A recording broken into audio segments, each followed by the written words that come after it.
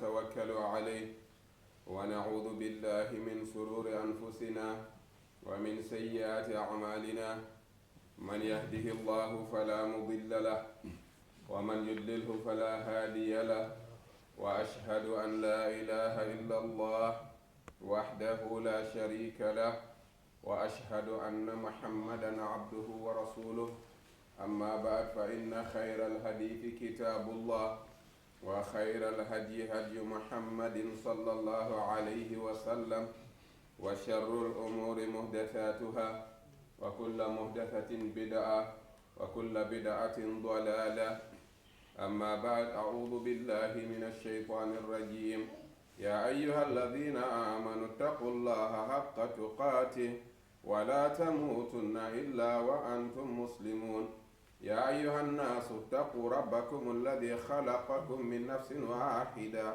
وخلق منها زوجها وبث منهما رجالا كثيرا ونساء واتقوا الله الذي تساءلون به والأرحام إن الله كان عليكم رقيبا يا أيها الناس اتقوا ربكم الذي خلقكم من نفس واحدة وخلق منها زوجها وبث منهما رجالا كثيرا ونساء واتقوا الله الذي تساءلون به والأرحام إن الله كان عليكم رقيبا يا أيها الذين آمنوا اتقوا الله وقولوا قولا سديدا يصلح لكم أعمالكم ويغفر لكم ذنوبكم ومن يطع الله ورسوله فقد فاز فوزا عظيما أما بعد. All praises are due to Allah. We thank and praise Him, and we believe that there is no deity worthy of worship except Allah, and that Muhammad is His servant and messenger. May the peace, mercy, and blessing of Allah be upon him, his family, his followers, وَمَنْ تَبِعَهُمْ بِإِحْسَانٍ إِلَى يَوْمِ الدِّينِ. Amma ba'd, today's khutbah is on unity, coming together in order to achieve our purpose of life and success in this life and the life hereafter. This has been emphasized in many parts of the Quran and in the Sunnah of the Prophet sallallahu alaihi wasallam, in many ahadith. More so, the last Hajj of the Prophet sallallahu alaihi wasallam, when he gave that famous khutbah, the Prophet sallallahu did mention that all mankind is from Adam and Eve. An Arab has no superiority over a non-Arab, and a non-Arab has no superiority over an Arab. A white man has no superiority over a black man, nor a black man has any superiority over a white man except by piety and good action.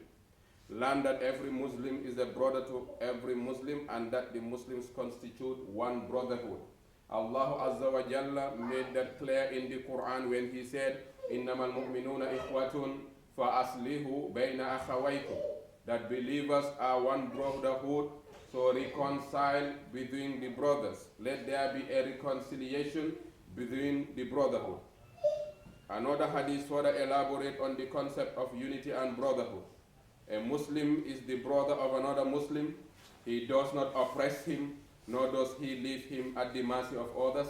That is narrated in Sahih Muslim.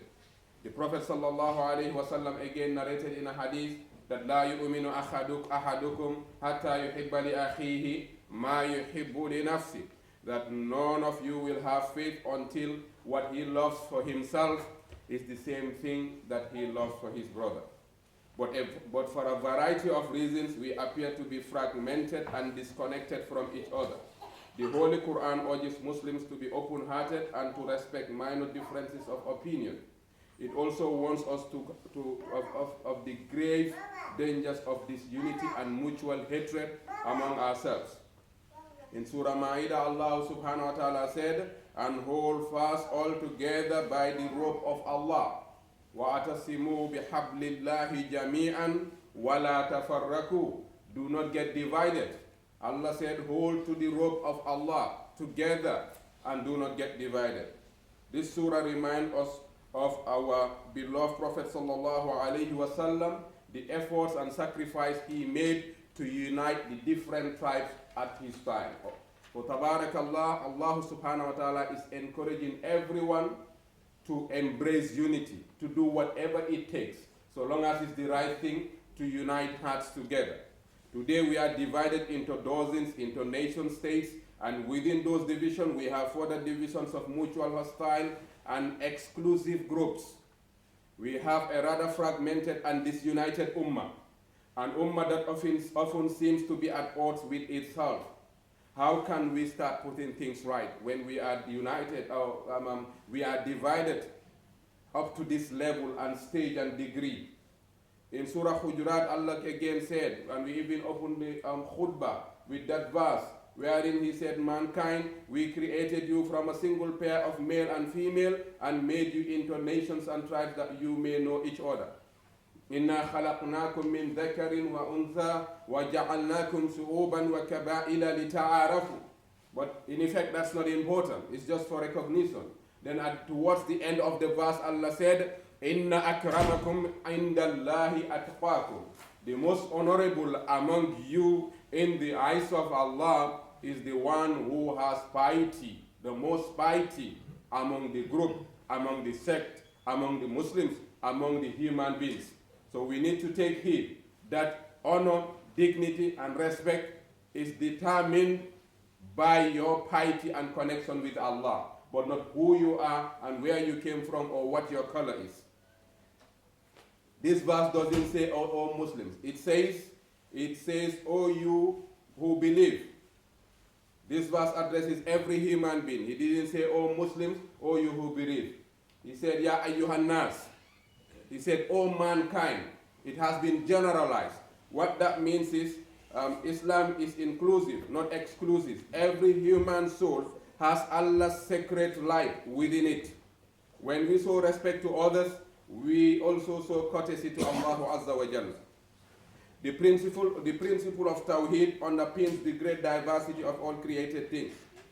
Within every species there is tremendous variety. In nature, differences are not a sign of weakness. When we have our differences, that is not a sign of our weakness, but a celebration of Allah's creativity. This is something for us to admire and enjoy with a sense of wonder and excitement. The variety and diversity we find in the ozone, on land, and in the air are also apparent in our human behavior. We must not see our human differences as a cause. Rather, it is a blessing. Each and every one of us has gathered a wealth of experience from different geographical, social, and cultural backgrounds. When we all share our experience freely, there is a collective enrichment for everyone. Under unity, unity does not mean uniformity. When we say we need to unite, it doesn't actually mean uniformity. We do not have to look the same. We do not have to speak the same language. We do not have to be the same color. That doesn't mean, when we say we need to unite, doesn't mean we have to speak the same language. We might have difference of opinions, and we need to appreciate that. That is, variety is the spice of life. That is Allah's creation. There are two kinds of unities, which we must try to understand and distinguish clearly. There is a unity of purpose and unity of opinion. As Muslims, we also should unite for the purpose for which we have been created. And the purpose is to serve Allah. So we need to unite on that purpose. But there is expected to be minor differences. That is natural. For us to have the same opinion all the time, everywhere, that is inhuman. It doesn't even make sense. But those minor differences should not escalate to the level that it will bring about hatred among ourselves. By mutual consultation, sharing our knowledge and experience, we can move forward. If we must disagree on some matter, let us remember the right way to disagree in a debate. A Muslim's attitude should always be like this. If a Muslim is engaged in a debate, sincerely to please Allah, his attitude should be, I think I am right, but I may be wrong. And I think you are wrong, but you may be right. This should be the attitude. I think I am right, but I may be wrong. I think you are wrong, but you may be right. This is the attitude we need to have. If we keep this attitude of humility in all our dealings with one another, No one risks humiliation or hurting the feelings of others in a disagreement. We can debate and disagree in a most agreeable manner, where we always maintain mutual respect and dignity. These are the building blocks of real lasting unity. We need to remember that when we stand before Allah, whoever is responsible for dividing people will dance to the tune. There is a saying that the longest journey is from the head to the heart. The longest journey is from the head to the heart. That makes sense. Literally, when we look at ourselves, it is just an inch or a few inches away. But why is this journey very long? We know, of course, that physically only a few inches separates the head from the heart. But emotionally and psychologically, there could be many miles. There could be many miles. If it is measured, and emotionally and psychologically, they could be thousands of kilometers away. What we think might be different from what is being said, which is also different from what is being acted upon. So if they don't correspond, then there is a distance, even though they seem to be very close. Head under mind, very close, yet too far.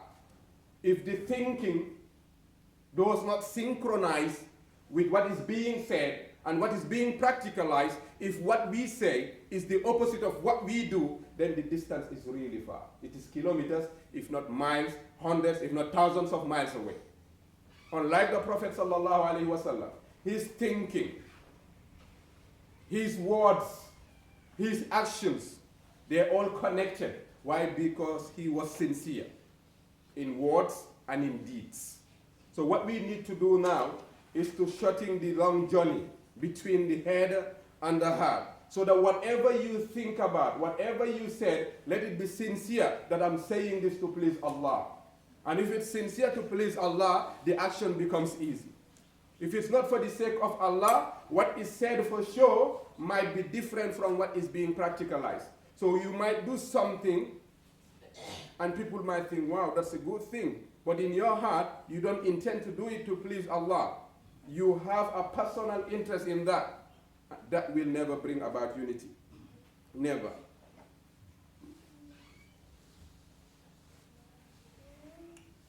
No wonder the Prophet sallallahu alaihi wasallam said that you cannot be a proper believer unless what you love for yourself is the same thing that you love for your Muslim brother. La yu'minu ahadukum hatta yuhibba li akhihi ma yuhibbu li nafsi. So there is no doubt that you want goodness for yourself. Let it be the same thing for your Muslim brother. Let it be the same thing for humanity. If that is the case with everyone, then hearts will be united and Allah Azza wa Jalla will be pleased. Now the question is, how do we unite people together? How do we unite hearts together? One thing we need to do is understand that the Muslim unity is not an option. For us to unite, it's not an option. It's obligatory. Allah confirmed that in the Quran when He said that the believers are but a single brotherhood. إِنَّمَا الْمُؤْمِنُونَ إِخْوَةٌ. They are a single brotherhood. فَأَصْلِحُوا بَيْنَ أَخَوَيْكُمْ. And again He said in the Quran, وَأَتَصِمُوا بِحَبْلِ اللَّهِ جَمِيعًا وَلَا تَفَرَّقُوا. Allah said, hold fast all together by the rope which God Allah subhanahu wa ta'ala, by the rope of God Allah subhanahu wa ta'ala, and be not divided among yourselves. And remember with gratitude God's favor on you. Allah is reminding us about His favor. He said, for you were enemies and He joined your hearts in love. Allah said, remember that you hated each other before, and I brought about love within your hearts by the grace of Allah, and you became brothers. And again He said, you were on the brink of the pit of fire. You were on the brink of the pit of fire, and He saved you from that fire, and you became brothers. So Allah said we need to reconcile this brotherhood. And we need to remember that there was too much hatred. And by the mercy of Allah, we started loving each other. He said we were almost about to land ourselves in fire, and Allah subhanahu wa ta'ala dragged us back. So for us to be united together is not an option, it's obligatory. It's the command of Allah Azza wa Jalla. From the hadith, the Prophet sallallahu alaihi wasallam said, their love, kindness, and compassion for each other, the believers are like a human body. Kalbunyan yashuddu ba'duhu ba'da. When one part is hot, the rest sympathizes with it. When one part of the body is hot, the leg is hot, the rest of the limbs will sympathize with the leg. That the leg is hot and I'm hot too. This is the sense that we need to have. This is the thinking that we need to have. This is what we need to settle for the mercy of Allah Azza wa Jalla to come. When we are divided, that holds the mercy of Allah from coming down. Those on the ground, when they love each other, Allah's mercy descends upon them. No wonder Allah said in Hadith Qudsi that my love is a must upon those who love each other. My love is a must upon those who visit each other. My love is a must upon those who spend on each other. وَجَبَتْ مُحَبَّتِي لِلْمُتَحَابِينَ فِيَّ. Allah said it is a must for me to love people who love each other. But how can there be love among ourselves when we are not united? We need to be united in order to attract the love, mercy, and respect of Allah. The Prophet ﷺ narrated in a very long hadith that on the day of Qiyamah, 7 people will be under the shade of Allah, when there will be no shade other than Allah Azza wa Jalla said. When there will be no air conditioner, there will be no fans, there will be no tree, there will be no shelter to avoid the heat of the sun. Sometimes when it goes to 50 degrees, people start complaining. There are places in other parts of the world, you cannot stay outside just like that for half an hour because it's extremely hot. You need to get indoors in order to have an air conditioner to cool yourself. Or in your car, places like Dubai, you cannot just go walk out merrily like that for a long time outside. You need to be within a place where there is AC. And the sun is far away. On the day of Qiyamah, that same sun with all the layers will be removed and it will come to the distance of a span. The distance of the palm. So the sun will just be like this on that day. A day when people will be swimming in their sweats. A day when people will sweat to the extent that it will be like an ozone. Some will sweat to their knees. Some will sweat to the hips. And some will be swimming on their sweat. Even though there might be people next to them that are enjoying a special AC from Allah.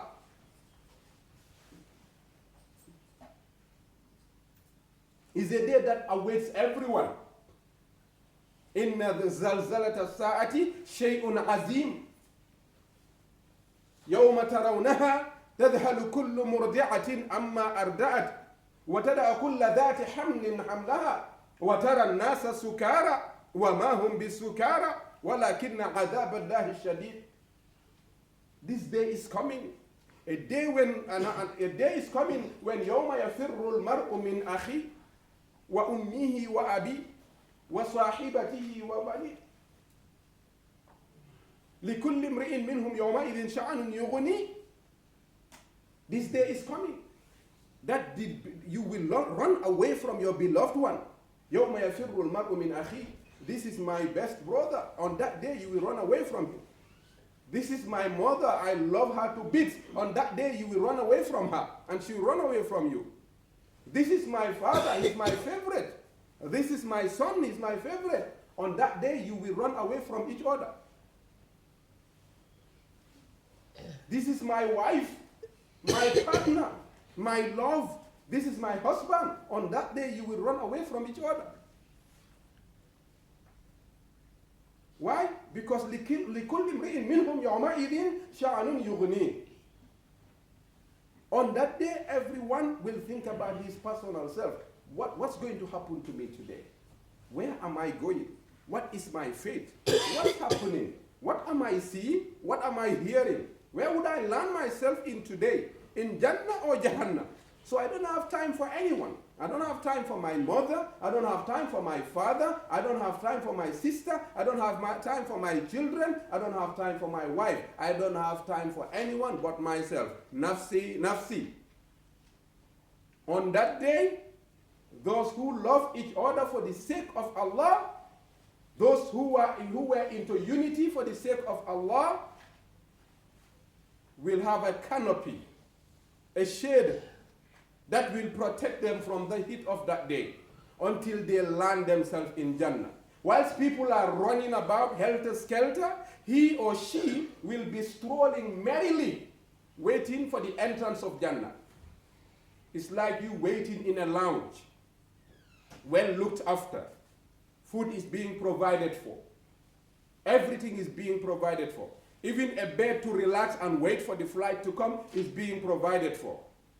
As opposed to sitting in a corner where you are being harassed. It's very hot. You are hungry. You are thirsty. Everything is not working for you. These are two different extremes. It's just a similitude, an example, but it cannot match the severity of the day of Qiyamah. But with love and respect, on that day when people will be sweating and swimming in their sweats, inshallah, you will be strolling merrily, waiting for what? For entrance of Jannah. May Allah give us Jannah. أقول قولي هذا واستغفر الله لي ولكم ولسائر المسلمين من كل ذنب فاستغفروه إنه هو الغفور الرحيم. اللهم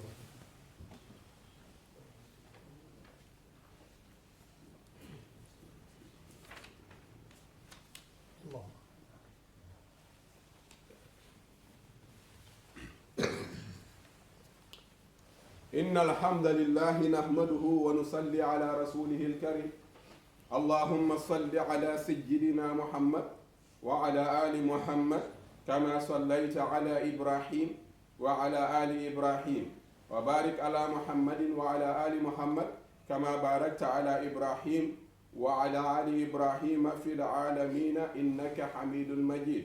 أما بعد, brothers, another method that could be utilized in order to bring about unity, love, and respect among ourselves is learn tolerance towards other points of view.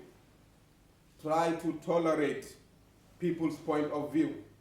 Don't think I know it all and whatever I say is final. Listen to people, even if they have to come with rubbish. If someone has rubbish and he doesn't know that this is rubbish and you want to attack him on that rubbish, he would attack you back no matter what. As far as he's concerned, what he has is right. What he has is the best. He might be humble, he might be humble, he might be arrogant, but that doesn't matter. On your side, just respect his point of view. Respecting the point of view doesn't necessarily mean you're going to dance to that tune. Respect it. Do not cut him off. If he has something to say, listen to what he has to say. Don't go against him in a way that is displeasing.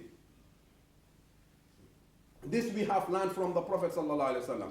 This we have learned from the Quran. When Allah said, when you call people, use wisdom. ادعوا في سبيل ربك بالحكمة والموعظة الحسنة وجادلهم بالتي هي أحسن.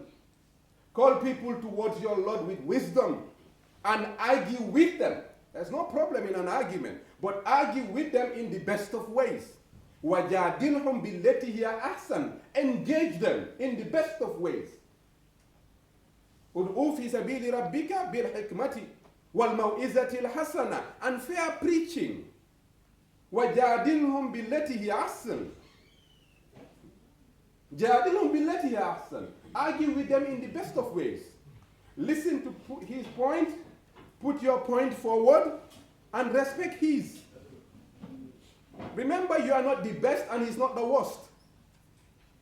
You are not the best and he's not the worst. And you are not obligated by Allah to make sure he does what is right by force. When the Prophet used to give a speech, towards the end he would say, وَمَا عَلَيْنَا إِلَّا الْبَلَاغُ.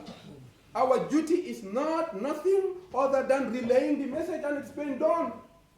It is Allah who guides, not even Prophet Muhammad.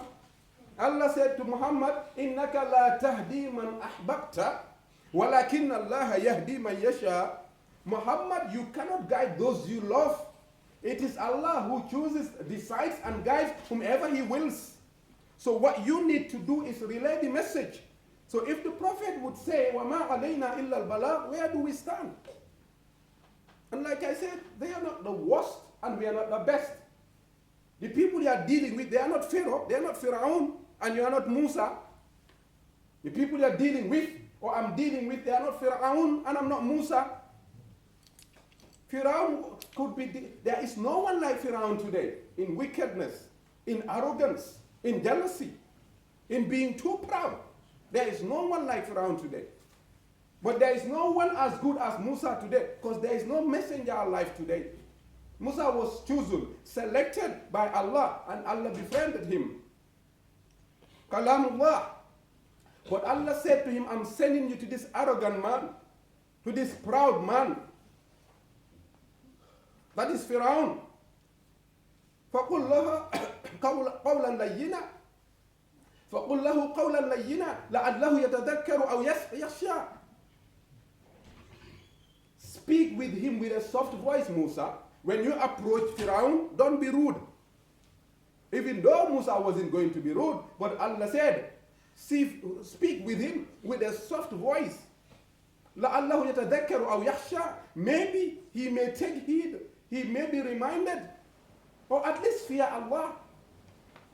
Allah knew that Pharaoh wasn't going to respond to Musa in a positive way, but it was still the responsibility of Musa to execute his duty in a way that is pleasing to Allah. The response we will have, let's leave that with Allah. But on our part, let's do what we're supposed to do in order to please Allah. So learn tolerance towards other people's points of view. Another way that will bring our love, respect, and unity among ourselves is learn to criticize without hurting. We don't have to create anger, hurt, and dissension. It is not a route towards unity. We must learn the adab, the etiquette of criticism, whether it is towards individual Muslims or our leaders.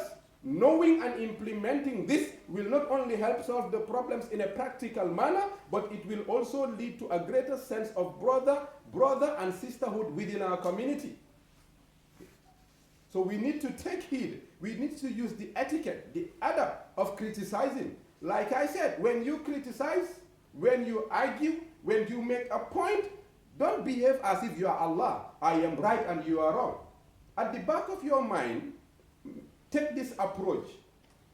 I think I am right, but I may be wrong. I think you are wrong, but you may be right. Let's strike a balance. I'm not perfect, so I think, but I still think I'm right. But I am leaving a space so that when I make a mistake, I accept that I may be wrong. I'm only human. I'm not perfect. I'm also giving you the benefit of the doubt that you might be wrong. I think you are wrong, but you may be right too. And another point that would bring about love, respect, and unity amongst ourselves is avoid taking a strong position on a smaller point. Prioritize what you need to talk about. Talk about what needs talking. There are things that doesn't deserve you opening your mouth to say something. If it doesn't worth it, don't talk about it. If it's something that's worthy of discussion, go ahead.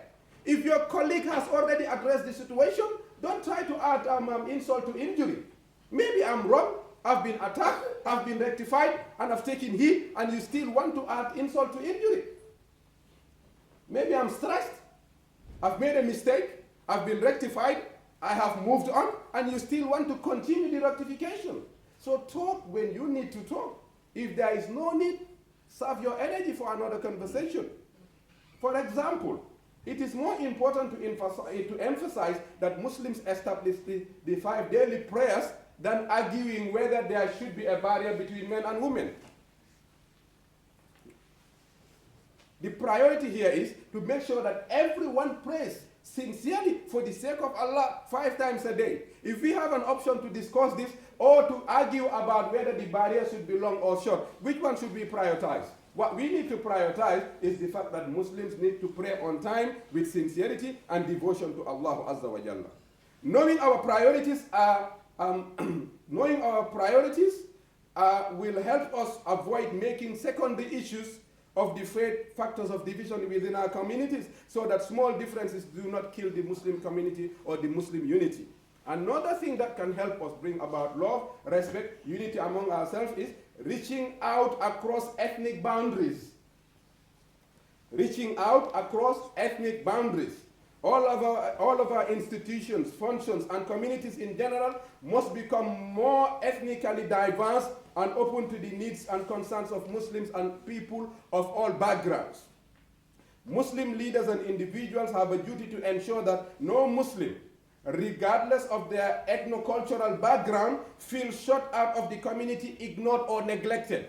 We are duty-bound to make sure that this happens. Another thing that will help us bring about love, respect, and unity among ourselves is heed the advice found in Surah Hujurat, wherein Allah Azza wa Jalla said, advise us to avoid mockery, avoid defamation, to avoid suspicion. These are all things which serve to divide us and create hatred, hurt, and dissension. إنما المؤمنون إخوة فأصلحوا بين أخويكم واتقوا الله إلى آخر آية. But then again, Allah said, يا أيها الذين آمنوا لا يسخر قوم من قوم عسى أن يكونوا خيرا منهم ولا نساء من نساء عسى أن يكون خيرا منهن ولا تلمزوا أنفسكم ولا تنابزوا بالألقاب بئس اسم الفسوق بعد الإيمان فمن لم يتب فأولئك هم الظالمون. Allah said, let not one group attack another one. Let not one group scoff at another one. Let not one group mock at another one. Because the one you're mocking, the one being mocked, could be better than the one making the mockery. You don't respect this group. You don't give them the respect they deserve. You're attacking them at every corner. Allah said, stop, because they might be better than you. You don't even know. Betterment is in the eyes of Allah. He's the best judge to decide who is the best among you. And besides, inna akramakum indallahi atqakum. So Allah said, stop. Don't mock at anyone. Don't mock at an individual. Don't mock at a group. Don't mock at a sector. Don't mock. Stop the mockery, because they might be better than you. He said, the women folk, let not a group of women attack another group, because the one doing the attacking, the one being attacked, might be better than the attacker. The victim might be better than the perpetrator. That's what Allah said. وَلَا نِسَاءٌ مِّن نِسَاءٍ أَسَىٰ أَن يَكُنَّ خَيْرًا مِّنْهُنَّ وَلَا تَنَابَزُوا. وَلَا نِسَاءٌ مِّن نِسَاءٍ أَسَىٰ أَن يَكُنَّ خَيْرًا مِّنْهُنَّ وَلَا تَلْمِزُوا أَنفُسَكُمْ. Do not defame each other. If what I'm about to say will defame you, Allah said stop. Do not defame each other. Do not even spy on each other. Min husnil Islam min mar'i tarkuhu ma la yani. Sallallahu Alaihi Wasallam said, it's part of the excellence of the Islam of an individual that the thing that does not concern him, he keeps away from. Min husnil Islam min mar'i tarkuhu ma la yani. It doesn't concern you, keep away from it. I don't want to know. But if curiosity kills the cat, you just want to know. Mune be caring ako nyadi iko nyadi. Luhi he ulalla kaina nakana. If it doesn't concern you, it doesn't. Just be in your own arena. Do what you're supposed to do. This is how a Muslim is supposed to behave.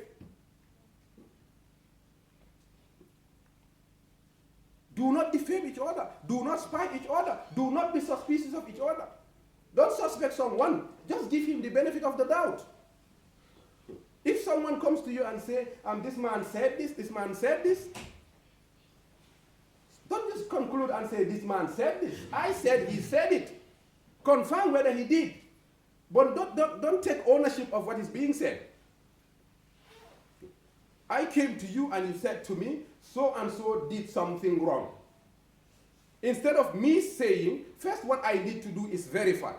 If I confirm that it is true, and if it's something wrong, what I need to do is address the situation without exposing the individual.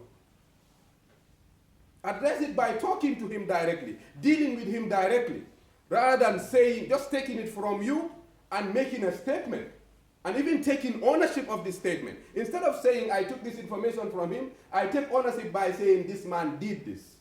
When I realized he didn't, then I started being regretful. And I'm even disgracing myself, saying that which is not true. That's why Allah said, if the information comes, take it, look at it, confirm it, verify it. Is it true? Yes. Now, how do I deal with this information? Do I release it? What will be the impact of releasing this information? Is it beneficial to others? Or is my personal interest? If it is my personal interest, Allah is not interested in self-centeredness. Keep it to yourself.